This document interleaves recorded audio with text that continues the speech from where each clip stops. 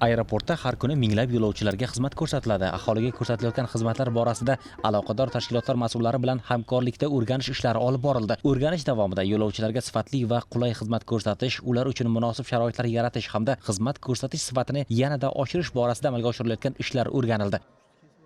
Bugungi kunda aviaqatnovlar bo'yicha fuqarolarimizga juda ko'p imkoniyatlar yaratildi. Aviaqatnovlar talab o'rganib chiqib, fuqarolar qatnovi oshgan sarin aviaqatnovlar, xalqaro, mahalliy aviaqatnovlar soni kundan-kunga oshirib boriladi.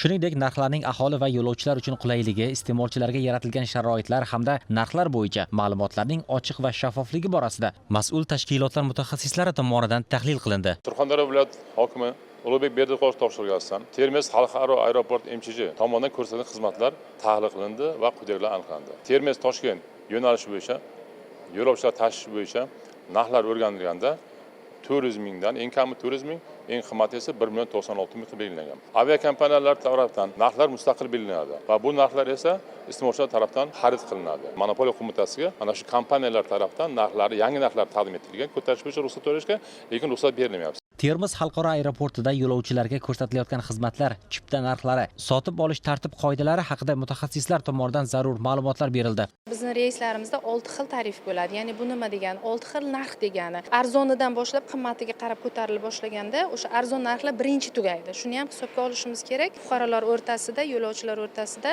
tushunmovchiliklar kelib chiqyapti. Ya'ni kim menga arzon bilet chiqdi, senga qimmat chipta chiqdi degani yo'q. O'sha arzon biletni olgan odam qachondir o'zgartirsa, o'sha uchadigan paytda o'sha arzoni chiqadi. Qimmatini olgan odam almashtirsa, qimmat narxlar chiqadi. O'rganishlardan ko'zlangan asosiy maqsad aeroport xizmatlaridan foydalanuvchi aholi uchun zamonaviy, qulay va sifatli xizmat ko'rsatish muhitini yaratish, yo'lovchilar roziligini oshirish hamda xizmat ko'rsatish tizimini yanada takomillashtirishdan iborat.